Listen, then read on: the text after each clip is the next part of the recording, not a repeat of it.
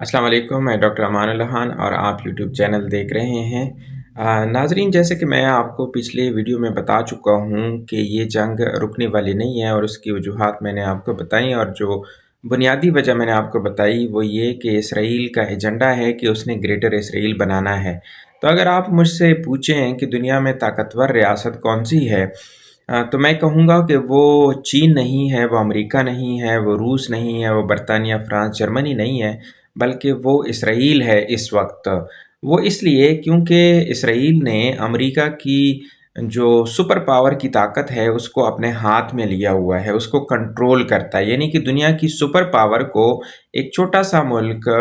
اسرائیل control کرتا ہے، اس کی سیاست کو، ٹرمپ ایڈمنسٹریشن کو۔ تو یہ اسرائیل کی خارجہ پالیسی کے مقاصد میں سے ہے کہ اس نے گریٹر اسرائیل بنانا ہے، اور اسرائیل کا وزیر اعظم اور اسرائیل کی حکومت یہ سمجھتی ہے کہ یہ ایک نادر موقع ہے کہ ٹرمپ ایڈمنسٹریشن کا پورا استعمال کر کے، یعنی کہ امریکہ کی ریاستی طاقت کا پورا استعمال کر کے ایران کو تباہ و برباد کر دیا جائے، ایران کے خطرے کو ہمیشہ کے لیے ختم کر دیا جائے۔ اور یہ تب ہوگا جب ایران کی نظریاتی جو حکومت ہے اس کا بھی خاتمہ ہوگا، ایران کے نیوکلیر اور میزائل پروگرام کا بھی خاتمہ ہوگا، اور ایران کو اتنا کمزور کر دیا جائے گا کہ ایران کسی بھی صورت مزاحمت نہ کر سکے،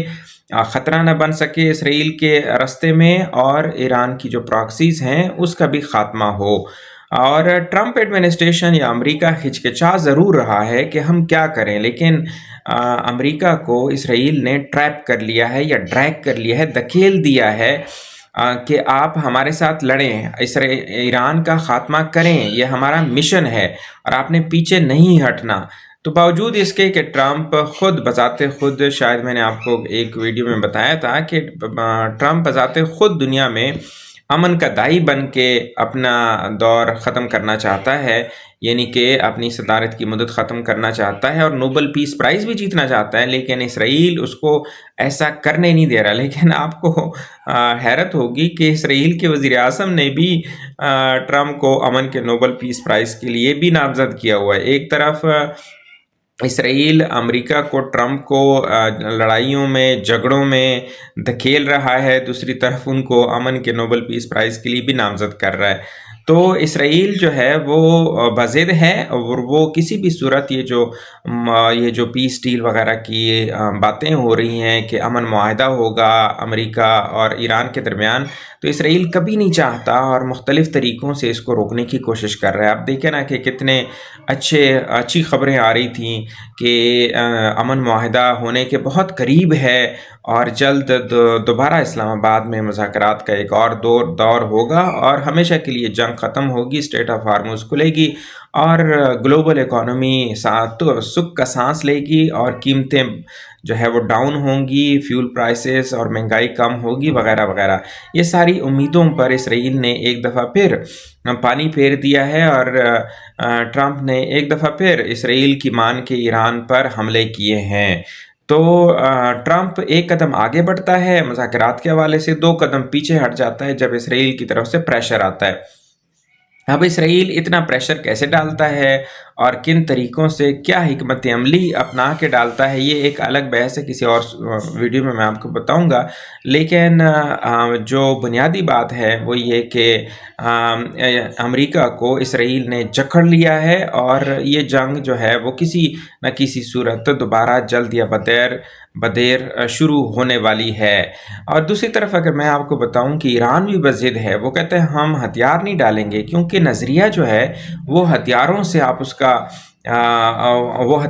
نظریہ خود ایک ہتھیار ہے۔ تو اس وجہ سے جو نظریاتی لوگ ہوتے ہیں، نظریاتی حکومت ہوتی ہے، نظریاتی اشخاص، لیڈرشپ ہوتی ہے، وہ کسی بھی صورت سرنڈر نہیں کرتی، وہ سبمٹ نہیں کرتی، وہ اپنے ہتھیار نہیں ڈالتی، وہ ریزسٹ کرتی ہے۔ اور مسلمان کا تو خاصہ بھی یہی ہے کہ مسلمان کبھی بھی مطلب دو طرح سے مسلمان جیتا ہے، یا تو وہ آزاد ہوتا ہے، یا پھر اگر اس پر ظلم کیا جا رہا ہو تو پھر وہ سرنڈر نہیں کرتا، بلکہ وہ مزاحمت مزاحمت جاری رکھتا ہے، وہ سر نہیں جھکاتا، سر صرف وہ اللہ کے سامنے جھکاتا ہے۔ تو یہ ہے ایران کی لیڈرشپ کا خاصہ، ایران کی عوام کا خاصہ، اور ایران کی ریولوشنری IRGC جو ان کی آرمی ہے، نیوی ہے، ان کا خاصہ ہے۔ تو ایران میں آپ دیکھیں کہ ان کی لیڈرشپ، سپریم لیڈر، یہ سب کہہ رہے ہیں کہ امریکہ کو اب مشرق وسطیٰ میں چھپنے کے لیے، اڈوں کے لیے کوئی محفوظ جگہ نہیں بچے گی، ان کے لیے کوئی جگہ نہیں ہے۔ تو ان کو اپنا بوریا بستر لپیٹنا ہوگا، اس ریجن کو، مشرق وسطیٰ سے ان کو جانا ہوگا، اور اسٹریٹ آف ہارمز پر بھی ہمارا کنٹرول ہوگا، ہم جیسے مرضی اس کو ریگولیٹ کریں، ٹول فیس وصول کریں، جو مرضی کریں۔ ہمارا میزائل اور نیوکلیر پروگرام بھی پرامن مقاصد کے لیے ہے، اور یہ جاری رہے گا، اور یہ NPT کے مطابق ہمارا حق بھی ہے۔ تو ہم اپنے حق سے بھی دستبردار نہیں ہوں گے، اور ہتھیاروں کے بل بوتے پر، زور طاقت کے بل بوتے پر آپ ایرانی عوام کو، ایران کو جھکا نہیں سکتے، سرنڈر کرنے پر مجبور نہیں کر سکتے۔ تو ہم مزاحمت جاری رکھیں گے، اور شدت سے امریکہ اور اسرائیل کی طرف سے جو بھی حملے ہوں گے، اٹیکس ہوں گی، اس کا ہم مقابلہ کریں گے۔ تو یہ ایران کی لیڈرشپ آپ کو دکھا رہی ہے کہ مذاکرات کی میز پر کیسے جیتنا ہے، اور میدان جنگ میں کیسے جیتنا ہے، اور مزاحمت کیسے جاری رکھنی ہے، اور خود مختاری کیا ہوتی ہے۔ اس سے ہمیں بھی بہت کچھ سیکھنے کی ضرورت ہے۔ ہمیں مطلب یہ کہ پاکستان کو کہ خود مختاری کا دفاع، اپنے نظریے کا دفاع، یہ بہت ضروری ہوتا ہے ریاست کے لیے اور عوام کے لیے۔ جب ایک ریاست ڈٹ جاتی ہے تو عوام بھی اس کے پیچھے کھڑی رہتی ہے اور دفاع کرتی رہتی ہے۔ ہم نے افغانستان میں بھی دیکھا کہ امریکہ نے 20 سالہ جنگ کے باوجود بھی افغانستان کو کنٹرول نہیں کیا، بلکہ دن بدن ان کی طاقت کمزور ہوتی گئی، اور بالآخر 2020 کے آخر میں امریکہ کو افغانستان ایسے شرمندگی کے ساتھ چھوڑنا پڑا جیسے ویتنام ان کو چھوڑنا پڑا تھا۔ لیکن امریکہ بھی اپنی تاریخ سے نہیں سیکھتا، اور ہمیں بھی سیکھنے کے لیے بہت زیادہ ضرورت ہے، کیونکہ ایران کے مقابلے میں اور افغانستان کے مقابلے میں سمجھتا ہوں کہ پاکستان کی خود مختاری کمپرومائزڈ ہے۔ تو لیٹسٹ اپڈیٹ کے لیے ہاں ایک اور اپڈیٹ یہ کہ ایران نے جواباً، کیونکہ امریکہ کو نے ایران کا پلس یعنی کہ نبض چیک کرنے کے لیے یہ